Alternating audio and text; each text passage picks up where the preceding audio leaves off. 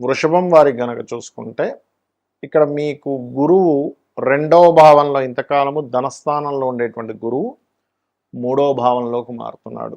దీని వలన గురువు ఎక్కడా గురు రాశుల్లో పాపగ్రహాలు లేనట్లయితే కంప్లీట్గా మనం పాజిటివ్ ఫలితాలే చెప్పుకుంటాం, అందులో ఎటువంటి సందేహం లేదు. కానీ ఎప్పుడైతే ఈ యొక్క గురువు 3వ భావంలోకి వెళ్తున్నాడో, అది కూడా శని రాహు ఎనర్జీస్తో వెళ్తున్నాడు, ఇక్కడ 3 మంచి ఫలితాలు ఖచ్చితంగా వస్తాయి.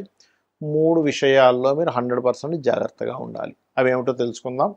అయితే ఆ యొక్క విషయాలు చెప్తుంది నేనైనప్పటికీ చెప్పిస్తుంది సాక్షాత్ లలితా అమ్మవారిగా భావిస్తూ, ఆ లలితాంబిక అమ్మవారి యొక్క అనుగ్రహం మీకు పరిపూర్ణంగా కలగాలని మనస్ఫూర్తిగా కోరుకుంటూ, ఇక్కడ ఈ 3 మంచి ఫలితాలు అంటే ముందుగా చెప్పుకుందాం. గురువు అక్కడ ఉండగా 7వ స్థానాన్ని వీక్షిస్తున్నాడు. అంటే ఏమిటి? వివాహం కోసం ఎప్పటి నుంచో ప్రయత్నం చేస్తుంటారు.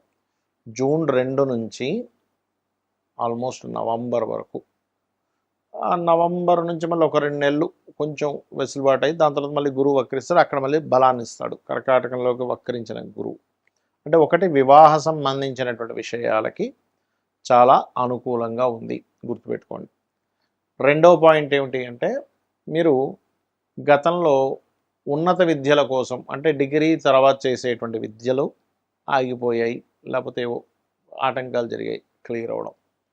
మీ యొక్క తండ్రి గారు గతంలో ఏదో దెబ్బతిన్నారు, అది కొంతవరకు సక్సెస్ అవ్వడం అనేటువంటి జరుగుతుంది. అదేవిధంగా కొన్ని చూడండి, ఒక్కోసారి మనం ఒక క్షేత్రానికి వెళ్తాం, క్షేత్రానికి వెళ్ళి అక్కడ మనం కొన్ని పూజాది కార్యక్రమాలు ఏవో చేస్తూ ఉంటాం, అటువంటి వాటికి కూడా చక్కగా అనుకూలత ఇస్తుంది ఇక్కడ. అయితే ఎంతైనా గురువు ఈ లగ్నానికి పాపి కదండి, మరి ఎందుకు ఇస్తాడు ఏమిటి అని సందేహం కలగవచ్చు. శని ఎనర్జీస్తో ఉన్నందుకు ఎంతో కొంత ఇస్తాడు అక్కడ. అయితే ఈ శని రాహు ఎనర్జీస్తో ఉన్నందుకు గురువు విషయంలో 3లో ఉన్నందుకు కొన్ని జాగ్రత్తలు కూడా తీసుకోవాలి. ఏమిటది?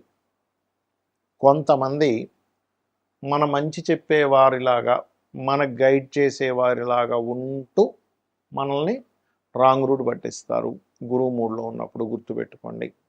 సింగిల్గా ఉంటే పర్లేదు, కానీ ఇది గురువు శని రాహు యొక్క ఎనర్జీస్తో ఉన్నాడు. చాలా మంచి వ్యక్తిలాగా పరిచయాలు అయ్యి మనతో పాటు మన యొక్క ఇది తీసుకొని, మన యొక్క సపోర్ట్ తీసుకొని మనల్ని మధ్యవర్తిత్వంగా ఉంచి ఈ రకంగా మనల్ని ఇబ్బంది పెడతారు, గుర్తుపెట్టుకోండి. కాబట్టి ఇక్కడ గమనించినట్లయితే ఈ యొక్క గురువు ఎప్పుడైతే 3లో ఉన్నాడో, మీరు ఎక్కడైనా అగ్రిమెంట్లు చేసేటప్పుడు, సంతకాలు పెట్టేటప్పుడు చాలా చాలా జాగ్రత్తగా ఉండండి.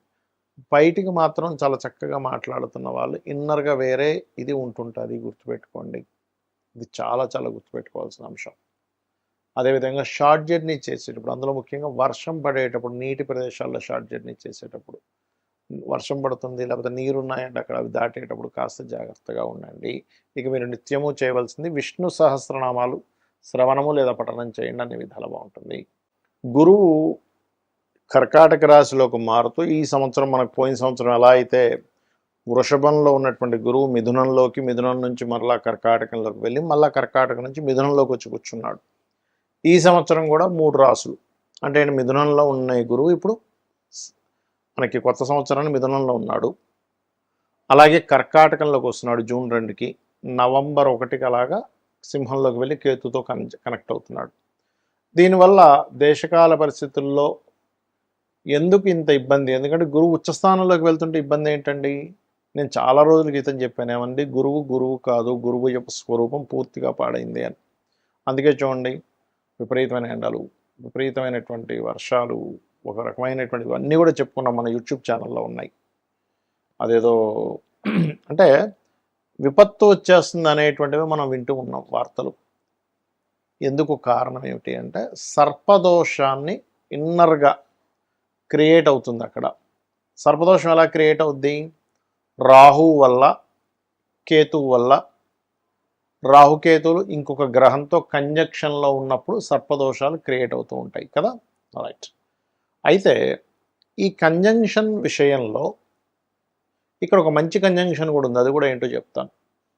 ఒకటి, కర్కాటక రాశిలోకి జూపిటర్ ఎంటర్ అవుతున్నందుకు జలప్రలయాలు,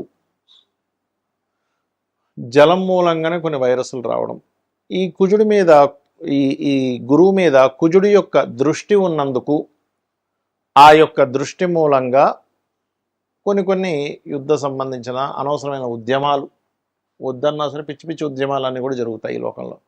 విపరీతమైనటువంటి కొన్ని ఉద్యమాలు జరగనున్నాయి, గుర్తుపెట్టుకోండి. అవి తలా తోకా లేనటువంటి ఉద్యమాలు. అనవసరంగా ఎందుకు చేస్తున్నారా ఇప్పుడు ఈ ఉద్యమం అనుకోవడం. కొన్ని మంచివి కూడా జరుగుతున్నాయి, మంచిగా ఉండవని నేను చెప్పట్లే. పాపం వాళ్ళ న్యాయం కోసం పోరాడేవి కూడా ఉంటాయి, అందులో ఉండవని నేను చెప్పట్లేదు. ఎందుకంటే కుజుడు ఓన్ హౌస్లోకి ఉండి గురువుని చూస్తున్నాడు. కర్కాటక రాశిలో ఉండే గురువు. కర్కాటక రాశిలో ఉండే గురువు అంటే ఏంటి? విద్యార్థులు, విద్యా సంస్థలు, విద్యా సంబంధించిన విద్యార్థులు కొన్ని ఉద్యమాల్లోకి ఎంటర్ అవ్వడం ఇస్తాడు ఇక్కడ. ఎందుకంటే ఏం గురువు మంచి ప్లేస్లో ఉన్నాడు కదా, కుజుడు కూడా ఓన్ హౌస్ నుంచి చూసుకుంటున్నాడు కదా అంటే, ఇక్కడ మనం అర్థం చేసుకోవాల్సింది గురువు శని రాహు ఎనర్జీస్తో ఉన్నప్పుడు సర్పదోషాన్ని క్రియేట్ చేస్తూ ఉంటాడు. అందుకే మనకి ఇంకా విపరీతంగా వార్ స్ట్రాటజీస్ ఇంకా పెరగడం జరుగుతూ ఉంటుంది. అలాగే మరొక విషయం ఏంటంటే ఈ జలప్రలయాలు అనుకోండి, పశువుల మూలంగా అంటే కొన్ని జంతువుల మూలంగా కూడా వచ్చేటువంటి వైరస్లు అనుకోండి. కుజుడు కొన్ని జంతువులకు కారకుడు కూడా తీసుకుంటాం మనం, కాబట్టి వాటి మూలంగా అవ్వడం అనేటువంటిది జరుగుతూ ఉంటుంది.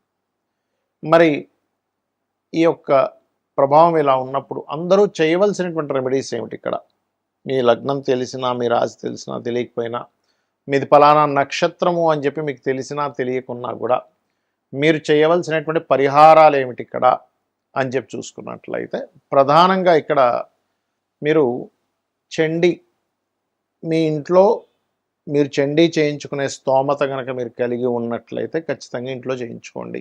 Point number 1. రెండవది ఏమండి, మాకు అంత స్తోమత లేదు, ముందే డబ్బులు లేక మేము విలవిల్లాడిపోతున్నాం, మళ్ళీ ఇప్పుడు ఈ చండీ ఎక్కడ చేయించుకోవాలి, చాలా ఖర్చుతో కూడుకున్నది అంటే సామూహికంగా ఆలయాల్లో చేస్తూ ఉంటారు. మీకు దగ్గరలో ఉండే వాళ్ళు చాలా తక్కువ ధనానికి చేస్తూ ఉంటారు, ఎందుకంటే సామూహికం కాబట్టి అందరికీ అది షేర్ అవుతుంది కాబట్టి అలా వెళ్ళి చేయించుకోండి. అది కూడా లేదండి చాలా ఇబ్బందుల్లో ఉన్నాను, మీరు డబ్బు ఖర్చు పెట్టకుండా రూపాయి కూడా ఖర్చు లేకుండా ఇంకో 2 ఉపాయాలు ఉన్నాయి. అవేమిటి? చండీ జరుగుతున్నటువంటి ప్రదేశానికి వెళ్ళి కూర్చోండి, శ్రద్ధగా, భక్తిగా, శ్రద్ధగా అక్కడ కూర్చుంటే చండీ చేయించిన దాంట్లో పావు వంతు అంటే 25% ఫలితం మీకు ఖచ్చితంగా వచ్చి తీరుతుంది. అందులో ఎటువంటి సందేహం కానీ సంకోచంగా లేదు. ఇది శాస్త్రాల్లో చెప్పినటువంటి అంశం నేను చెప్తున్నాను నేను మీకు.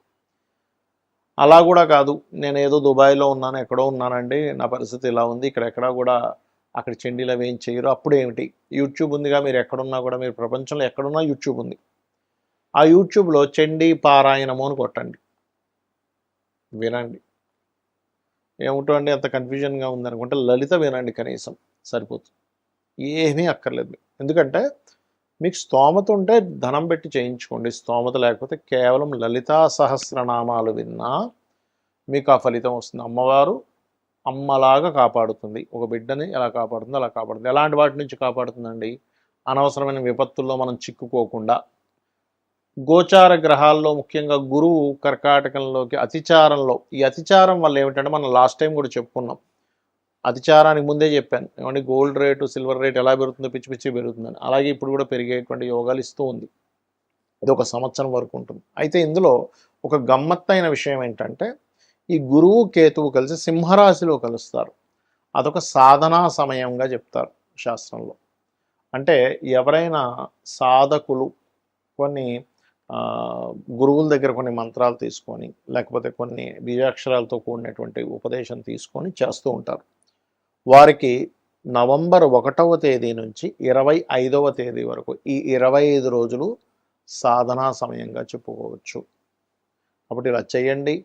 మరియు మనకి ఇప్పుడు పుష్కరాలు వస్తున్నాయి, పుష్కరాల దగ్గర కూడా చాలా జాగ్రత్తగా ఉండండి. శ్రీమాత్రేయ నమః.